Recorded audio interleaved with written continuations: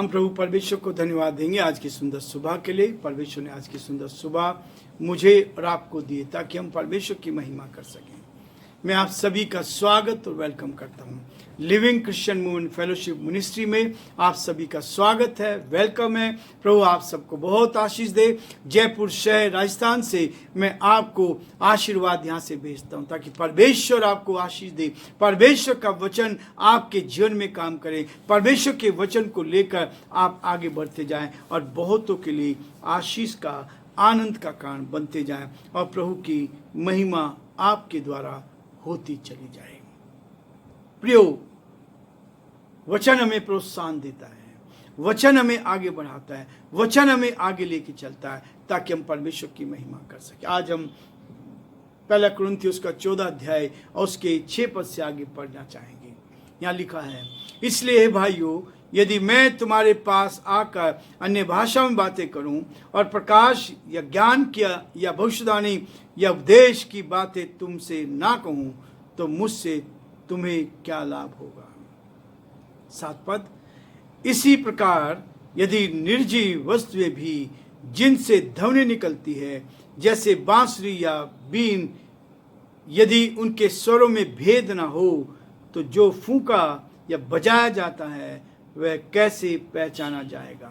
और यदि तुर्री का शब्द साफ ना हो तो कौन लड़ाई के लिए तैयारी करेगा। ऐसे ही तुम भी यदि जीभ से साफ साफ बातें ना कहो तो जो कुछ कहा जाता है वह केवल समझा जाएगा। तुम तो हवा से बातें करने वाले ठहरोगे। परमेश्वर अपने इस वचन के पढ़े और सुने जाने पर आशीष दे। प्रार्थना करेंगे। और सच्चे विश्वास के योग्य परमेश्वर, हमारा हृदय आपके प्रति धन्यवाद से भरा है प्रभु कि आपने हमें संभाला, आपने हमारी मदद की, आपके अनुग्रह की दृष्टि हम पर रही। हम आपकी तारीफ करते हैं। हमारी प्रार्थना, हमारी विनती प्रभु, आपकी दया दृष्टि हर कदम पर बनी रहे, आपका हाथ हर कदम पर बना रहे। हमारे सारे श्रोताओं के लिए, सारे भाई बहनों के लिए जो अलग अलग प्रदेशों में, हमारे प्रदेश में प्यारे प्रभु जो अलग अलग डिस्ट्रिक्ट में रहते हैं, हम सब के लिए प्रार्थना करते हैं। आत्मा से भर दे, सामर्थ से भर दे, शक्ति से भर दे। आपका दया का हाथ हर एक के साथ बना रहे। हम प्रार्थना विनती करते हैं प्रभु, हमारे देश के लिए, देश के प्रधानमंत्री के लिए, राष्ट्रपति के लिए प्रभु उनको संभाल, आपका हाथ उनके साथ बना रहे। हम प्रार्थना करते हैं प्रभु हमारे प्रदेश के लिए, राजस्थान प्रदेश को आपके हाथ में सौंपते हैं। आने वाले समय में जो इलेक्शंस हैं प्रभु उनको भी आपके नियंत्रण में लाते हैं। हम प्रार्थना विनती करते हैं प्रभु सब कुछ आपके कंट्रोल में हो और पिता परमेश्वर अच्छे लोगों को पिता परमेश्वर टिकट मिल सके और प्रभु जो ईमानदारी के साथ, सच्चाई के साथ पिता परमेश्वर इस प्रदेश का संचालन करेंगे, उनको आप जीत कर लेकर आएं ताकि परमेश्वर यहाँ पर हम आपकी महिमा को देख पाएं, ताकि आपका हाथ बना रहे। हमारे प्रदेश के मुख्यमंत्री अशोक गहलोत जी को आपके हाथ में सौंपते हैं, जो पिछले 5 वर्षों में जो सेवा की उसके लिए भी धन्यवाद देते हैं। बहुत से परिवारों को, बहुत से लोगों को प्यारे परमेश्वर लोग की मदद हुई, उनके लिए धन्यवाद देते हैं। हम प्रार्थना विनती करते हैं ऐसे लोग जो प्रभु आपके साथ हैं उन सबको आशीष दे, आशीष दे प्रभु जी। हमारी प्रार्थना, हमारी विनती प्रभु, आपका दया का हाथ साथ बना रहे, आपकी सुरक्षा साथ बनी रहे और सब बातों के द्वारा आप ही के नाम को महिमा मिले। हम बड़े आदर के साथ, दीनता, नम्रता के साथ हम सभी को आपके हाथ में सौंपते हैं। हमारे सारे श्रोताओं के लिए जो इस आवाज को सुन रहे हैं, प्यारे परमेश्वर आपके नाम में आशीष को मांगते प्रभु, हर एक के परिवारों पर आशीष दे, बीमारी से, परेशानी से, कठिनाई से, दुख और मुसीबत से बचाएं ताकि परमेश्वर वो सब आप में सुरक्षित रहे और आपकी महिमा कारण बन सके। हे दया के धनी और विश्वास के योग्य परमेश्वर, हमारी आपसे प्रार्थना, आपसे विनती प्रभु, आपकी सुरक्षा हर कदम पर साथ बनी रहे और जो आपकी इच्छा प्रभु उसको हम पूरा कर सके। बड़े आदर के साथ, दीनता के साथ, नम्रता के साथ प्यारे परमेश्वर हम सभी को आपके हाथ में सौंपते हैं और यही प्रार्थना करते हैं प्रभु, हर एक जन आपकी ओर देखते हुए जीवन में आगे बढ़ते चले जाएं और आपकी महिमा कान बन सके। बड़े आदर के साथ हम सभी को आपके हाथ में सौंपते हुए इस विनती को अपने प्रभु, अपने धारकर्ता यीशु मसीह के नाम से मांगते हैं, आमीन।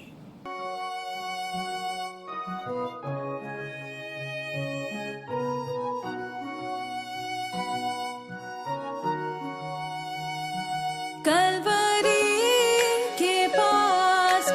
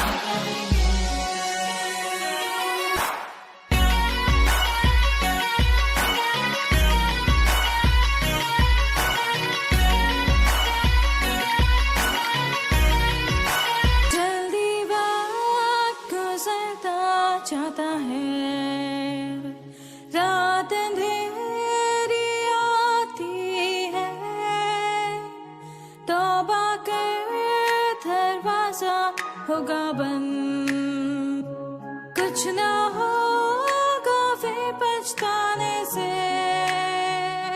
तौबा कर दरवाजा होगा बंद, कुछ ना होगा फिर पछताने से।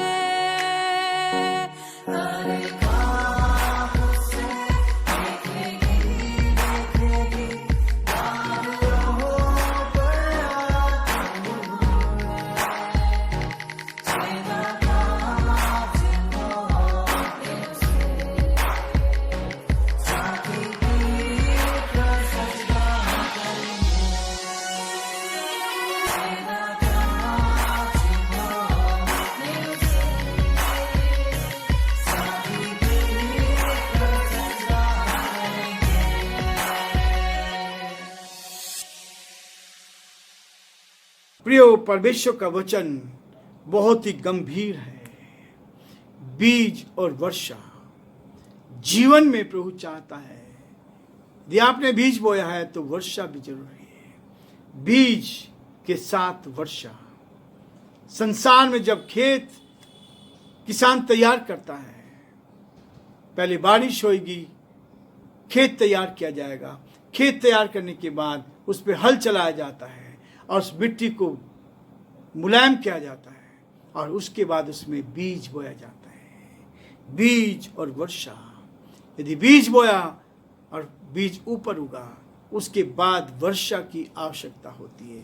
परमेश्वर का वचन कहता है, होशे नबी किताब उसका 10 अध्याय उसके 12 पद में इस बात को लिखा गया है। परमेश्वर का वचन कहता है, अपने लिए धर्म का बीज बो, अपने लिए धर्म का बीज बो, तब करुणा के अनुसार खेत काटने पाओगे। अपनी पड़ती भूमि को जोतो, देखो अभी यहोवा के पीछे हो लेने का समय है कि वह आए और तुम्हारे ऊपर धार्मिकता बरसाए। हमारे ऊपर धार्मिकता बरसाए। अभी यहोवा के पीछे हो लेने का समय है कि वह आए और तुम्हारे ऊपर धार्मिकता बरसाए। परमेश्वर मेरे और आपको आत्मा से भरना चाहता है, आत्मा से भरकर आगे बढ़ाना चाहता है। इसलिए कहता है, पुराने नियम में जिन आत्म जागृति और पुनर्स्थापना का वर्णन किया गया है, उनका मुख्य आधार परमेश्वर के वचन का अध्ययन था, उस पर मनन करना था। परमेश्वर चाहता है कि हम इस वचन पर मनन करें, अध्ययन करें, इस वचन को अपने जीवन में लें। राजा होशिया और एज्रा के समय की जो आत्म जागृति थी, उस पर परमेश्वर ने एक चीज को रखा कि हम परमेश्वर के साथ आगे बढ़ते जाएं, परमेश्वर के साथ हमारी संगति हो। और जब आपकी संगति परमेश्वर के साथ होगी, तब जीवन में आप बढ़ते चले जाएंगे। मैं कौन हूं जो किसी का न्याय करूं? मैं कौन हूं जो किसी का न्याय करूं? परमेश्वर ही न्याय करने वाला है। पर बहुत कम है जो वचन का प्रचार करते हैं, बहुत कम है जो वचन का प्रचार करते हैं। पौलुस की भविष्यवाणी पूरी हुई है। परमेश्वर का वचन कहता है, क्योंकि ऐसा समय आएगा कि लोग खरा उपदेश सह न सकेंगे, सच्ची बात को नहीं सह पाएंगे, खरा उपदेश वो सह नहीं पाएंगे और अपने कान सत्य से फेर लेते हैं। अपने कान को सत्य से फेर लेंगे। लोगों को वचन के स्तर तक लाने के बदले प्रचारक लोगों के स्तर पर तक उतर आते हैं। हमें उनको वचन के स्तर तक लेकर आना है, लेकिन प्रचारक अपने आप को उनके नीचे स्तर तक लेकर आते हैं। क्योंकि तत्कालिक प्रचार, बाइबल के व्याख्यान जो आज दिए जा रहे हैं, अध्ययन से ज़्यादा लोकप्रिय है। वे भी जो बाइबल की शिक्षा देने के लिए बुलाए गए हैं। परमेश्वर हमें बाइबल की शिक्षा के लिए बुलाया है ताकि इसके संदेश को हम फैलाएं, इस संदेश को लेकर हम लोगों तक पहुंचे।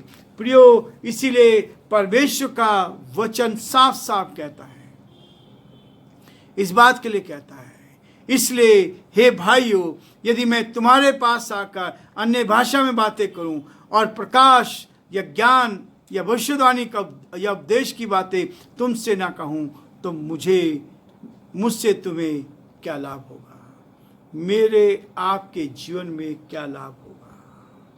इस लाभ को मुझे और आपको देने के लिए परमेश्वर का वचन मेरे साथ होना चाहिए। इसी प्रकार यदि निर्जीव वस्तुएं भी जिनसे ध्वनि निकलती है, जैसे बांसुरी या बीन आदि, उनके स्वरों में भेद ना हो, तो जो फूंका जाए या बजाया जाए वह कैसे पहचाना जाएगा। हमारे जीवन में स्पष्ट हो कि हम उन भाषाओं को समझ सके, उन बातों को समझ सके जो बातें हम बोलना चाहते हैं। परमेश्वर चाहता है कि स्पष्ट तरीके से हम इस संदेश को दूसरों तक पहुंचा दें। ये संदेश दूसरों तक तभी पहुंच पाएगा। इसलिए वो 11 पद में कहता है, इसलिए यदि मैं किसी भाषा का अर्थ ना समझूं तो बोलने वाले की दृष्टि में परदेशी ठहरूंगा। भाषा का अनुवाद, भाषा को बोलने वाला, इसलिए कहता है और बोलने वाला मेरी दृष्टि में परदेशी ठहरेगा। इसलिए तुम ऐसा प्रयत्न करो कि तुम्हारे वरदानों की उन्नति से कलीसिया की उन्नति हो। हम लोगों को संदेश देने वाले बने, हम प्रचार करने वाले बने, दूसरों को सच्चाई के मार्ग पर लेके चले, ताकि लोग सच्चाई पर आकर परमेश्वर की महिमा करें। परमेश्वर हम सबको बहुत आशीष दे और प्रभु का हाथ हम सब पर बना रहे। आज फिर से हम यहीं पर रुकना चाहेंगे ताकि आगे चलकर कल के दिन में हम और आगे बढ़ेंगे, ताकि परमेश्वर का वचन मुझे और आपको और अधिक आशीष देता चला जाए।